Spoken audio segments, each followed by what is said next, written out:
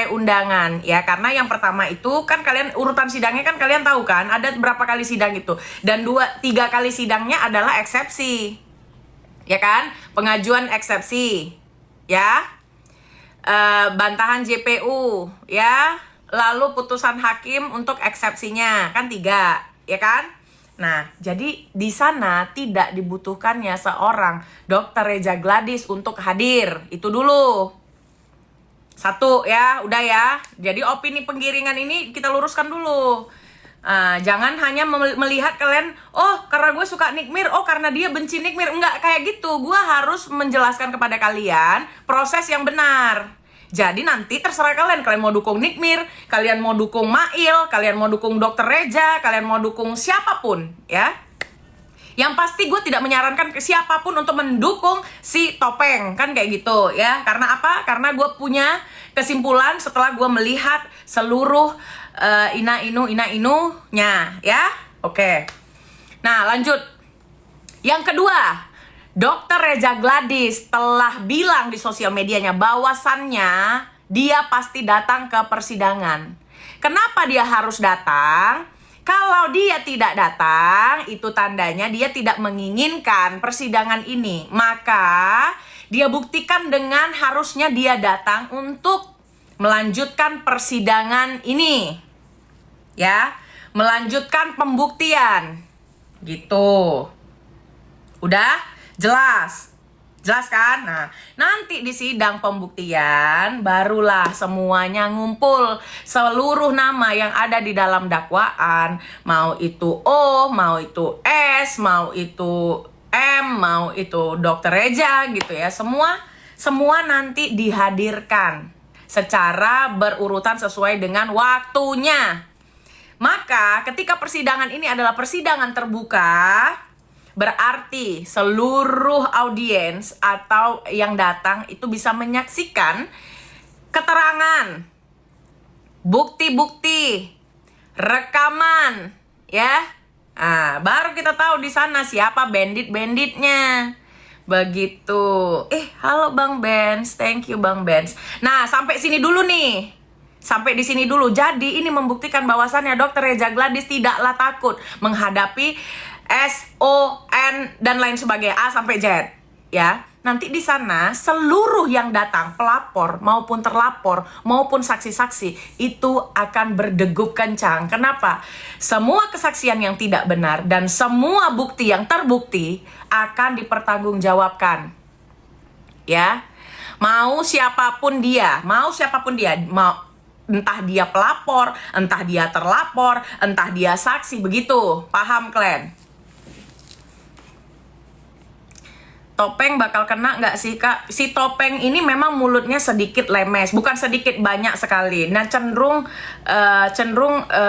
seperti bukan bukan yang bergelar profesinya gitu loh.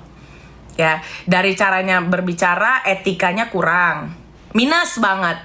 Terus dari cara dia meledekin orang aja tidak menunjukkan profesinya. Kalau misalnya yang ngomong-ngomong kayak gitu profesinya enggak, itu gue masih maklumi. Gue anggapnya mungkin orang ini lagi kesel, mungkin orang ini sedang tersesat, mungkin orang ini tidak paham hukum. Tapi kalau misalnya dia yang seorang bergelar dan berprofesi di mana di Indonesia ataupun di dunia ini mengakui bahwasannya profesi tersebut adalah profesi yang mulia, ya. Udah pasti orang-orang yang sekolah di profesi itu bukan orang-orang yang normal. Kenapa? Otaknya pasti cerdas, ya. Yang kedua, etikanya sudah teruji. Karena mereka juga dalam profesinya ada kode etik, begitu. Ya. Ada kode etik, jadi sudah bisa gua simpulkan bahwasannya si Topeng ini adalah orang yang tidak bermoral di profesinya. Karena apa? Karena ya banyak lah video beredar tentang gimana cara dia ngejein orang, sarkazemnya, satirnya, kelakuannya gitu kan. Apalagi ada video yang, "Dek, kita jumpa Dek." Ada videonya, tunggu belum gua naikkan aja karena terlalu crowded ya. Terlalu crowded algoritma membahas DJ Panda dan Erika, sehingga itu gua urungkan dulu daripada tidak FYP begitu. Tujuannya FYP apa? Agar pesan tersampaikan. Kalau nggak FYP ya percuma. Tapi kalau FYP itu nggak dapat duit, itu salah. Karena di TikTok nggak ada monet. Dan gue bukan affiliate. Dan gue tidak menerima endorse. Ya, paham? Kakak datang nggak besok Kamis? Insya Allah datang. Bella, salam dari Medan. Siap. Untuk Kim gimana tuh? Kim gue nggak tahu. Yang gue tahu di video beredar adalah Kim itu pernah diajak kerjasama dengan si Topeng, kan gitu. Ya. Untuk selanjutnya, gini, kebenaran itu udah pasti ada buktinya. Dan yang terbukti itu sudah pasti benar. Itu aja. Itu aja kalau gue. Ya, terlepas dari siapapun dia yang berbicara, gue nggak peduli si Kim itu bagaimana, gue nggak peduli siapapun bagaimana. Nah, ketika mereka mempunyai bukti, ya udah itulah kebenarannya berarti. Dan jika benar berarti ada bukti, gitu aja. NM bisa bebas enggak? Menurut gue sulit. Kenapa? Sulitnya itu kalau banyak sekali pihak-pihak yang akan memasang badan untuk melindungi yang lain-lain selain Nikita Mirzani, gitu. Paham? Sampai di sini kalian paham tidak? Gitu. Kalian jangan ngomong sotoy-sotoy, jangan bilang gue tidak berkompeten untuk mengomentari ini. Siapapun boleh berkomentar, yang penting yang nggak boleh itu hoax, ya. Ya, di negara demokrasi ini setiap rakyat, ini gua kasih tahu sama kalian ya, rakyat yang tidak melek hukum itu dianggap sama di mata hukum. Kenapa? Karena kau langgar lalu lintas, kok nggak bisa bilang sama polisi. Kalau misalnya, Pak, saya nggak tahu Pak undang-undangnya seperti itu, nggak bisa. Kau dianggap rakyat yang paham hukum. Makanya aku ajarin kau biar kau paham hukum. Biar kau melek hukum. Setidaknya untuk aturan-aturan yang mengatur keseharianmu. Ya, gitu. Kau nggak bisa bilang orang, aku nggak tahu, kupikir nggak kayak gitu. Ya kalau kau nggak tahu juga kau dipidana. Ya, kalau kau nggak tahu pun kau tetap dinyatakan sebagai pelanggar. Contohnya apa? Nenek-nenek mohon potong pohon. Nenek itu nggak tahu. Tapi kan dia tetap dipidana. Gitu maksudnya. Ngerti nggak? Menurut gue, Nikmir ini sulit bebas. Sulit bebas. Menurut gue. Ya, menurut gue sulit bebas kalau gue lihat kronologinya. Ini kalian lepaskan dulu kebencian gue dengan Nikita Mirzani. Ya, agar nyambung ini. Nyambung ceritanya. Jadi, namanya juga kan ini perspektif. Perspektif itu berbeda-beda dari setiap orang. Gitu loh. Ada yang mencintai dia, juga jangan buta terhadap proses ini, gitu loh. Gitu.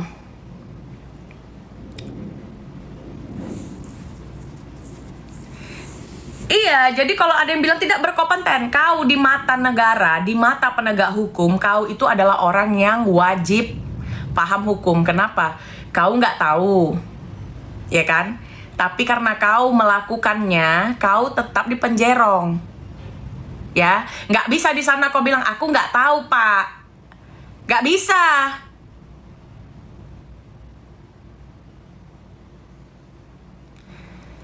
Gitu loh, paham ya?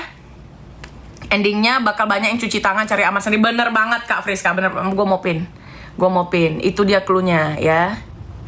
Cluenya adalah akan banyak orang di kasus ini yang cuci tangan, menunggangi, banyak.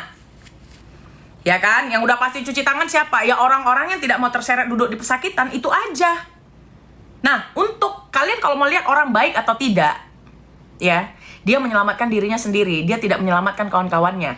Sampai dengan hari ini, gue masih menganggap Nikita Mirzani itu oke dalam pertemanan. Kenapa? Dia masih pasang badan, tidak menyebutkan apa-apa untuk teman-temannya. Dia tidak menyeret teman-temannya.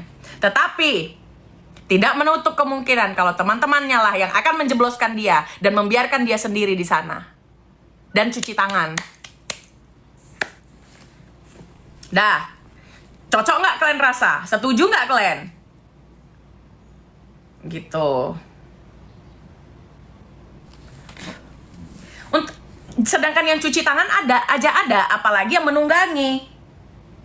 Udah pastilah dengan segala kepentingannya. Tidak bisa dipungkiri. Yang tidak bisa dipungkiri dari seorang Nikita Mirzani apa? Popularitasnya. Ya, siapapun yang membahas dia maka akan trending. Ya, karena apa? Karena Nikita Mirzani adalah public figure yang sedang trending. Jadi algoritma membaca apapun yang menjadi trending, apalagi ditempel fotonya, udah pasti itu akan trending. Apalagi namanya disebut-sebut, itu pasti akan trending. Itu yang tidak bisa dipungkiri oleh siapapun ya. Jadi kalau kalian mencurigai seseorang menunggangi kasus ini, itu udah pasti. Tapi yang tidak pasti adalah tulus apa tidak dia mendukung. Tulus apa tidak dia air matanya keluar. Air matanya itu tulus apa tidak? Itu pertanyaan gue. Ya. Masih mending orang kayak gue yang jelas-jelas memang gue nggak suka sama Nick Mir karena dia pernah gini sama gue. Itu masih relevan menurut gue. Ya. Dibanding gue kalau mau pura-pura bisa aja. Oh, gue dukung Nikita Mirzani Oh, langsung gue kan dapat pujian. Tapi gue nggak mau. Tapi gue tetap membahas proses hukumnya gitu loh. Ngerti nggak? Gue juga mendukung Nikita Mirzani. Untuk dia apa? Untuk dia tidak memasang badannya sendiri. Stop untuk membelenggu dirimu sendiri. Karena kau juga punya hak untuk bebas. Kau punya hak untuk diringankan. Kau punya hak untuk menyelamatkan dirimu sendiri. Itu loh poinnya. Ngerti nggak sih? Banyak yang dukung Nick Mir tapi di belakang mereka suka Nick Mir betul. Kalau itu fakta ya. Gitu. Kalau seluruh dunia ini kan tahu kenapa gue sama Nick Mir ya. Terlepas Nick Mir itu mengakui atau tidak, tapi kan gue tahu dan itu pernah diproses gitu loh.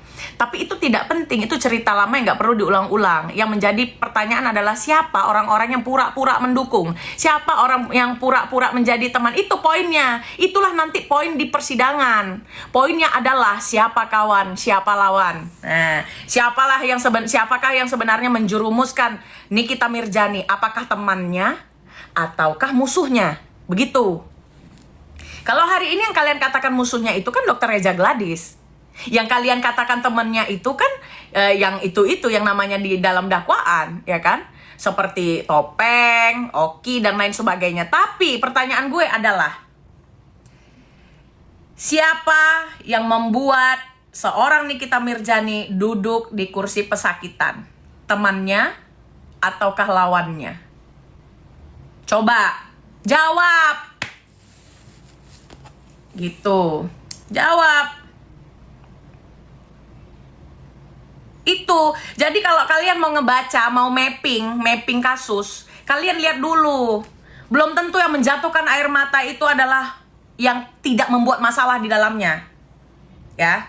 Gua kasih tahu sama kalian contoh, tapi ini kalian harus objektif. Jangan kalian bilang lagi, oh karena kau kawannya si Fitri. Gak ada urusannya sama Kak Fitri ini. Gue, benar, orang pertama yang gue kenal di circle itu adalah Fitri Salhuteru. Ya. Sampai dengan detik ini, gue berteman dengan Fitri Salhuteru. Gue gak peduli apa yang kalian bilang tentang dia. Dalang, ina, inu, gak peduli. Hari ini pada faktanya adalah selama Nikita Mirzani berteman dengan Fitri Salhuteru, apakah pernah hal-hal seperti ini terjadi? Pernah apa tidak? Kalau tidak, berarti yang harus kalian plot dan mapping adalah siapa kawannya, siapa lawannya. Gitu. Teman itu, kalian jangan ekspektasi terlalu tinggi. Teman itu nggak ada. Teman itu seperti jantungmu yang terus hidup sampai akhir hayatmu tuh nggak ada. Itu juga jangan klise, jangan naif. Teman itu nggak ada yang seperti itu. Bohong banget. Ya, tetap lu harus menjaga diri lu sendiri. Mau dari teman, bahkan keluarga. Keluarga aja bisa begitu, apalagi temen. Lu ngaco deh. Kalau pertemanan itu kan tinggal nunggu momen aja. Cerainya kapan, sama kayak hubungan, ya kan? Itu tinggal tunggu momen saja. Apakah kalian bisa landing dengan pertemanan tetap berteman, atau tetap berkasih, ataukah kalian bercerai di pertemanan, atau kalian bercerai di berkasih-kasihan. Begitulah kira-kira ya. Ya enggak? Mana ada musuh abadi? Mana ada kawan sejati? Pret. Gak ada itu.